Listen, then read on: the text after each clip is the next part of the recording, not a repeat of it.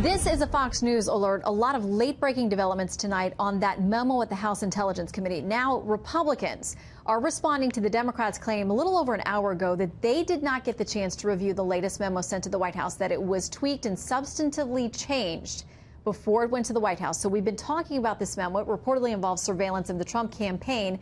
Here's what we're hearing tonight from a committee spokesperson. Quote, the committee minority is now complaining about minor edits to the memo, including grammatical fixes and 2 edits requested by the FBI and by the minority themselves.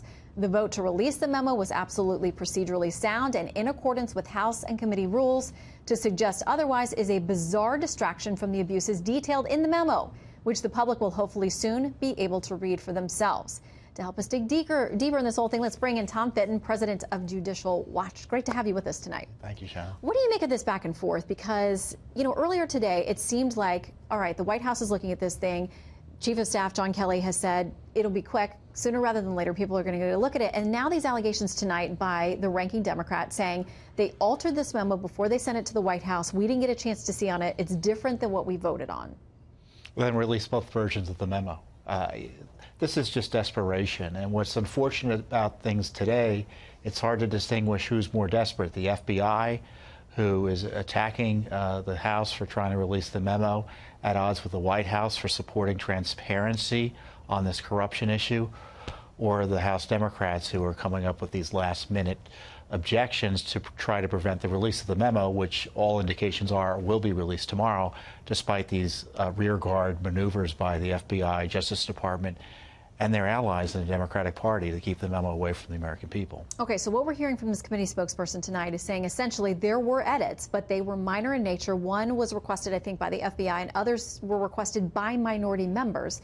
So is it completely disingenuous, the letter we got from Adam Schiff tonight, or is it a legitimate concern that he's worried that something went to the White House that was not what the committee considered and voted on? I just don't think it's a legitimate concern. It's no surprise that you might have a grammatical fix as a memo is reviewed by multiple people. And if they made modest changes, it's not substantively changing the memo. And this can easily be reviewed and clarified between the chairman and Mr. Schiff. But Mr. Schiff isn't interested in playing ball.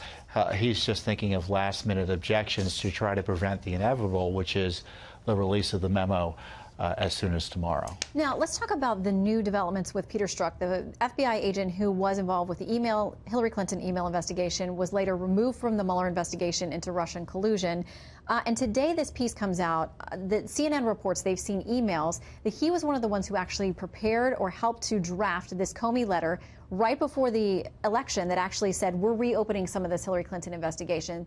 Folks are pointing to that saying, hey, if that's true, then this guy wasn't in the can for anybody. Here's what Vox says about this today. It says the development potentially throws a wrench in conservative theories that Strzok sought to undermine Trump in the run-up to the election, and that special counsel Robert Mueller's Russia investigation is tainted by anti-Trump bias. Well, this is a coordinated leak to try to take the wind out of the big news today, which was that the FBI, Andrew McCabe, and presumably Mr. Strzok, 4 weeks or 3 weeks before he wrote this memo, had information that there were Clinton emails on Weiner's laptop, and they waited almost a month to inform Congress.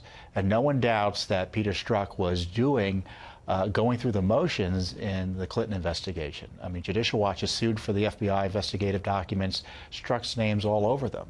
But no one would suggest that the FBI investigation was anything other than a sham, given Comey's decision early on not to want to prosecute her. And it's not a conspiracy theory to review government texts where Mr. Strzok is talking about having an insurance policy in case President Trump won. And then early on in the year, he and Lisa Page are concerned about having the FBI go full bear against President or Hillary Clinton because they fear blowback if she becomes president. Writing a memo in a ministerial fashion doesn't necessarily clear him. And it's really concerning that there was this attempted slow walking of information about classified information on Weiner's laptop. Unbelievable development. All right, you remain unconvinced. We'll put you down there.